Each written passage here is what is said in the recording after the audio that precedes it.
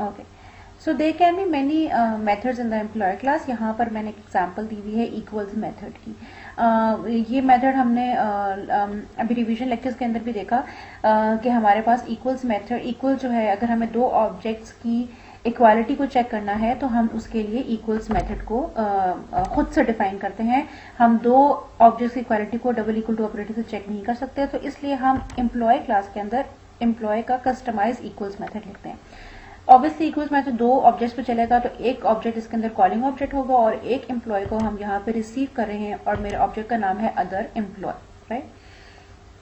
Okay, सो ये एक simple check है कि अगर जो एम्प्लॉय यूजर से आ रहा है वो नल है तो आप उसको यहीं पर फॉल्स कर दें। ऑब्वियसली अगर वो नल है तो हम उसको आगे उस पर ऑपरेशन नहीं करना चाहेंगे। अदरवाइज आपने क्या करना होगा, अगर आपको याद है तो इक्वल्स मेथड के अंदर हम ये करते हैं कि हम सब डेटा मेंबर्स को, यानी कॉलिंग ऑब्जेक्ट और रिसीव ऑब्जेक्ट के सब डेटा मेंबर्स को बारी बारी चेक करते हैं।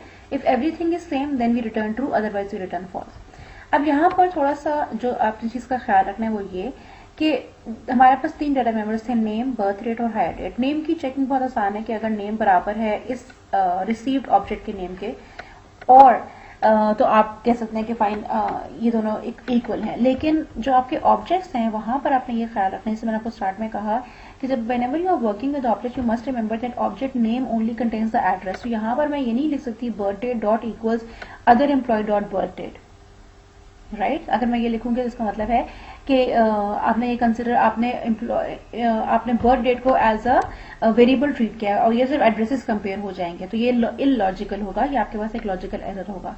जब भी आपने ऑब्जेक्ट डेटा मेंबर के साथ काम करना है उसका सिंपल तरीका ये है कि you break it down into the constituent data members और फिर उस पर काम करें। अब चूंकि हमारे पास जो डेट क्लास थी उसके अंदर हमारा डेटा इनकैप्सुलेटेड था, प्राइवेट था, तो हम क्या करेंगे कि हमारा जो डेटा मेंबर है बर्थ डेट, उसके ऊपर गेट डे कॉल करेंगे और हम कहेंगे कि जो रिसीव्ड ऑब्जेक्ट है उसकी बर्थ डेट का डे अगर हमारे बर्थ डेट के डे के बराबर है एंड हमारी बर्थ डेट का मंथ रिसीव्ड ऑब्जेक्ट के बर्थ डेट के मंथ के बराबर है and same is true for the year and all these tests hold also true for hire date, then return true. So it will return, if all of them are true, it will return true, otherwise it will return false, right? So I hope this is a very good example of how to write methods that basically work with objects that you just need to remember that now the data that with which we are doing the operation, it is an object, so we cannot use it directly. We have to break it down into the data members, and if the data members are obviously private, then you have to break them down using the getter functions or the set function depending on the problem that you are modeling. Okay, so there can be another version of the equals method. I'm going to the code first, then I'll come to the slide. If the date class, for example, the date class that I just shown you before starting the employee class discussion, if the date class contained the equals method, like there was a method in the date class that can tell us if two dates are equal or not, right? जिस तरह के भी हम employ के अंदर बना रहे हैं और ये मुझे ये बता रहा है कि एम्प्लॉय दो बराबर है या नहीं, अगर ऐसा कोई मेथड डेट क्लास के अंदर भी अवेलेबल है जो ये बता दे कि दो डेट्स बराबर हैं या नहीं, तो हम क्या कर सकते हैं, यहाँ पर हम अपने इक्वल्स मेथड को शॉर्टन कर सकते हैं। किस तरह से?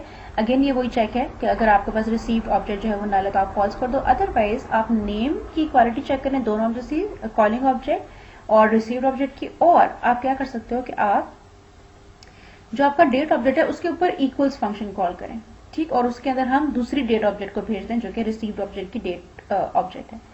रिमेंबर कि ये वाला जो आपके पास डेट ऑब्जेक्ट, ये वाला जो आपके पास इक्वल्स फंक्शन है, ये किस क्लास के अंदर है?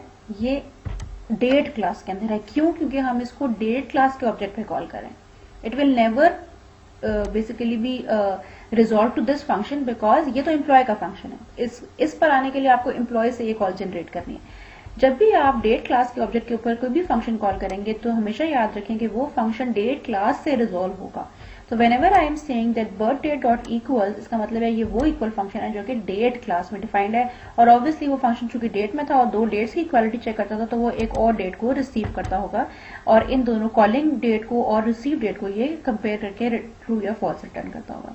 और सिमिलरली हम हायर डेट के ऊपर भी इक्वल्स फंक्शन कॉल कर सकते हैं। This holds true if we have an equals function inside the date class. Only then we can write this definition for the equal function of the employee class.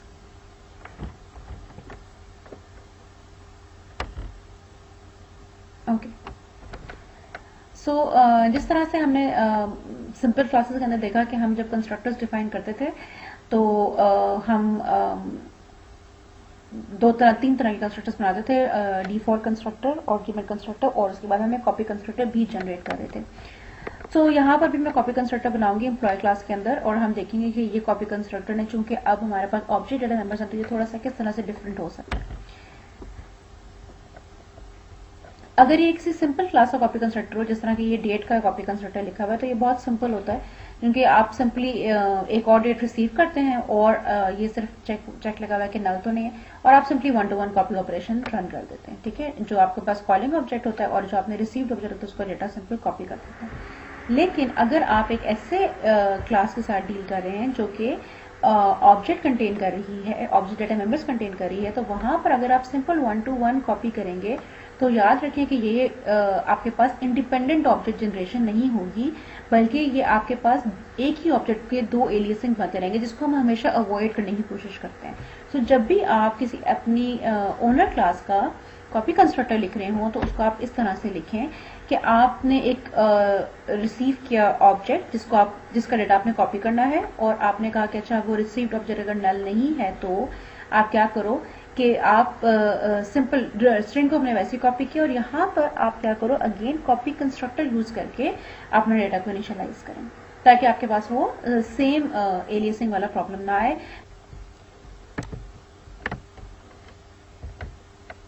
Similarly, when you are declaring the get functions, a similar privacy leak may happen, because when you are returning an object as such, basically you are giving it the reference, right? So when you copy, the addresses get copied, so it's better that instead of returning the reference itself, create an object and then return it. So the copy constructor of the date class again will be useful here.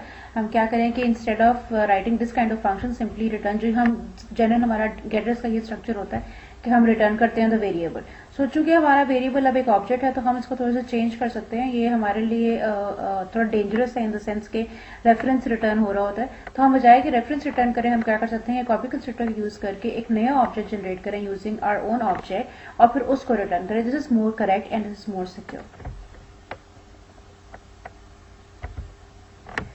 Okay, जितनी भी हमने discussion की है composition से related, उसका एक quick recap करते हैं before going into these two important points. पहले मैं थोड़ी सी समरी देना चाह रही हूँ यहाँ पे। कॉम्पोजिशन हमने इसलिए इंट्रोड्यूस की क्योंकि हमारे पास जो रियल वर्ल्ड के ऑब्जेक्ट्स होते हैं वो इतने कॉम्प्लेक्स होते हैं कि वो पूरी की पूरी डेफिनेशन हम एक क्लास के अंदर इंक्लूड नहीं कर सकते, और अगर हम ऐसा करते हैं तो हम बेसिकली रिडंडेंट काम कर रहे होते हैं और हम बहुत सारे लॉजिकल एरर्स के अंदर फंस सकते हैं। सो इंस्टेड कि हम हर चीज़ को नए सिरे से लिखना शुरू करें, हम ये कर सकते हैं कि हमारे पास जो ऑलरेडी बनी हुई क्लासेस हैं उनको अपनी क्लास के अंदर एज अ ऑब्जेक्ट इंसर्ट कर लें डेटा मेंबर्स की जगह पर, और फिर इस तरह से वो क्लासेस रीयूज हो सकती हैं। इस रिलेशनशिप को हम हैज अ रिलेशनशिप कहेंगे, और इसको अचीव किस तरह करना है कि बाय सिंपली एक जो आपके वेरिएबल डेटा मेंबर की जगह थी वहां पर आप अपने ऑब्जेक्ट्स इंट्रोड्यूस कर लें, राइट। जब आप ऑब्जेक्ट के साथ काम करेंगे तो बिल्कुल उसी तरह से आपके सब कंस्ट्रक्टर सेटर गेटर का पैटर्न रहेगा, फंक्शंस का पैटर्न जो पहले क्लासेस में था। सिर्फ आपने ये ख्याल रखना है कि जब भी आप ऑब्जेक्ट से रिलेटेड स्टेटमेंट्स लिखने लगे तो वहां पर आप ये नोटिस करें कि ऑब्जेक्ट जो है वो एक कॉम्पोजिट एंटिटी होती है। ऑब्जेक्ट के अंदर एज सच कोई वैल्यू नहीं पड़ी होती, इसके अंदर एक एड्रेस होता है, और हमें जब भी ऑब्जेक्ट पे काम करना है तो हमें उसको ब्रेक डाउन करना है डेटा मेंबर्स के अंदर, तभी हम कोई operation arithmetic logical comparison operator तभी लगाएंगे जब हमारा ऑब्जेक्ट ब्रेक डाउन होगा। तो जिस तरह से आप प्रिमिटिव के अंदर काम करते थे डेटा मेंबर के साथ, यहाँ पर थोड़ा सा चेंज ही होगा कि आपने देखना होगा कि जब मैं ऑब्जेक्ट पे स्टेटमेंट लिख रहा हूँ तो वो किस तरह से लिखी जाएगी। इसके अलावा जब हम ऑब्जेक्ट्स के अगेंस्ट सेटर गेटर फंक्शंस या कंस्ट्रक्टर्स लिखेंगे तो कोशिश करें कि आप उस ऑब्जेक्ट की क्लास का कॉपी कंस्ट्रक्टर बार बार इस्तेमाल करें ताकि आप रेफरेंस के साथ प्ले अराउंड ना करें। एक और इम्पॉर्टेंट पॉइंट जो कि मैंने स्लाइड के अंदर मेंशन किया है स्पेसिफिकली वो ये है कि जब भी आप फॉर एग्जांपल मैं इसी एग्जांपल को लेकर चलती हूँ जो एम्प्लॉय क्लास मैंने भी आपको बताई, जब भी आप बर्थ डेट या हायर डेट ऑब्जेक्ट के ऊपर डॉट ऑपरेटर लगाएंगे तो इस चीज को ध्यान में रखें कि ये डॉट ऑपरेटर एक्सेस देगा आपको डेट क्लास की इम्प्लीमेंटेशन का, यानी बर्थ डेट डॉट करके आप वो सब एक्सेस कर सकते हैं जो डेट क्लास में डिफाइंड है। ये कॉमन मिस्टेक है जो स्टूडेंट्स बार बार करते हैं कि आप बर्थ डेट डॉट करके कोई ऐसा फंक्शन कॉल नहीं कर सकते जो एम्प्लॉय क्लास के अंदर लिखा हुआ है, क्योंकि वो एम्प्लॉय के ऑब्जेक्ट्स के लिए। I hope my point is clear. Birth date dot करके आप वो फंक्शंस कॉल कर सकते हैं जो डेट क्लास के अंदर लिखे हैं, राइट। हर ऑब्जेक्ट डॉट ऑपरेटर पे वो फंक्शंस फैसिलिटेट करता है जो कि उसकी क्लास डेफिनेशन में लिखे हैं, right.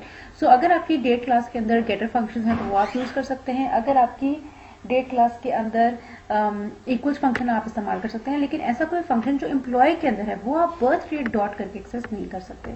So the function that are part of the date class can be called on birth date and hire date objects. The function of employee class are not accessible to them. This is an important point. I hope if you consider this point in your mind, then you won't be getting errors when you're writing code of classes that consider composition. Okay, this ends my discussion on composition. I hope it is clear. If there are any problems, you can discuss with me in the question answer session with your respective teacher in the question answer session. And in the next lecture, I will be implementing some of the questions using composition on NetBeans, and you can follow up with these exercises. I hope then you will be having a hands-on on the composition exercises. Thank you.